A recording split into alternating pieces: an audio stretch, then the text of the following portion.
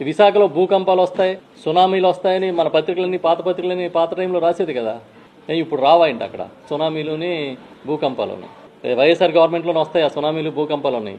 వైఎస్ఆర్ గవర్నమెంట్లోనే ఇదే పత్రికలకి వైఎస్ఆర్ గవర్నమెంట్లో విశాఖపట్నం ఆర్థిక రాజధాని ఏంటి, అక్కడంతా సునామీలు వస్తాయి, భూకంపాలు వస్తాయి, తుఫాన్లు వస్తాయి, అమరావతి అద్భుతమైన మహానగరం అది, మా శిల్పి చెక్కుతున్నాడని రాశారు కదా. మరి మీ శిల్పి చెక్కిన మహానగరంలో ఎవడో ఎకరం కొనడానికి ఎందుకు ముందుకు రావట్లేదు? మీ శిల్పి చెక్కిన నగరంలో ఒక ఎకరంలో ఏ పరిశ్రమ లేకపోతే ఒక హోటల్లో పెట్టడానికి ఏ పెట్టుబడిదారుడు ఎందుకు రావట్లేదు?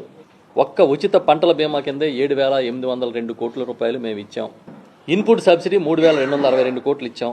వైఎస్ఆర్ రైతు భరోసా 34,288 కోట్లు ఇచ్చాం. ఇంచుమించుగా వ్యవసాయ విద్యుత్ సబ్సిడీ 43,744 కోట్లు ఇచ్చాం.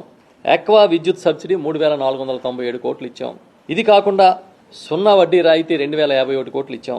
విత్తన సబ్సిడీ 1,380 కోట్లు ఇచ్చాం. మీరు పెట్టిన బాకీలు కూడా తీర్చాం. మీరు పెట్టిన విద్యుత్ బకాయిలు 8,845 కోట్లు తీర్చాం. ఫీడర్ల సామర్థ్యం పెంచడానికి 1,700 కోట్లు ఖర్చు పెట్టాం. శనగ రైతులకు 300 కోట్లు బోనస్ ఇచ్చాం. ధాన్యం సేకరణకి 960 కోట్ల రూపాయలు 960 క్రోర్స్. మీరు పెట్టిన బాకీలు వైఎస్ఆర్ పార్టీ వచ్చిన తర్వాత జగన్మోహన్ రెడ్డి గారు తీర్చారు. మీ విత్తన బకాయిలు 384 కోట్లు మీరు పెట్టిన బకాయిలు జగన్ గారు తీర్చారు.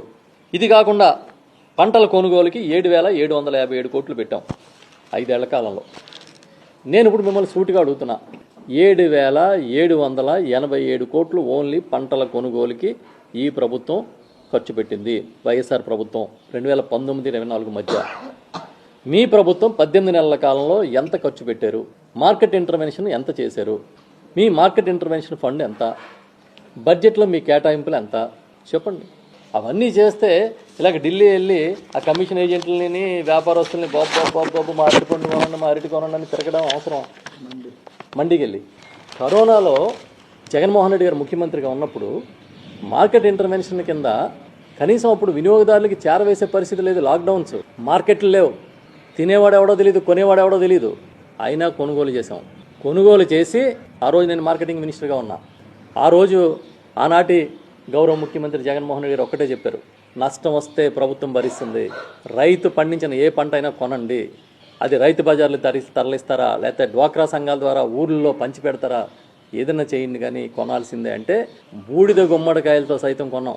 రికార్డులు తీసి చూసుకోండి. చిన్న ఇక్కడే పిఠాపురంలో కూర పెండలం పండుతుంది, కొనేవాడు లేడంటే కొనుగోలు చేసి ఒరిస్సాకి ఇతర మార్కెట్లకి పంపించాం. దాంట్లో లాస్ వచ్చినా కూడా ప్రభుత్వం భరించింది. ఎందుకు? రైతు నష్టపోకూడదని. అది మార్కెట్ ఇంటర్వెన్షన్ అంటే. అది రైతుని స్థిరీకరించే పద్ధతిని. రైతన్నా మీకోసం అని అశ్వత్థామ అతః కుంజరా అన్నట్టుగా రైతన్నా మీకోసం అని మనసులో మేమేమీ చేయలేం అనుకున్నట్టు ఉంది.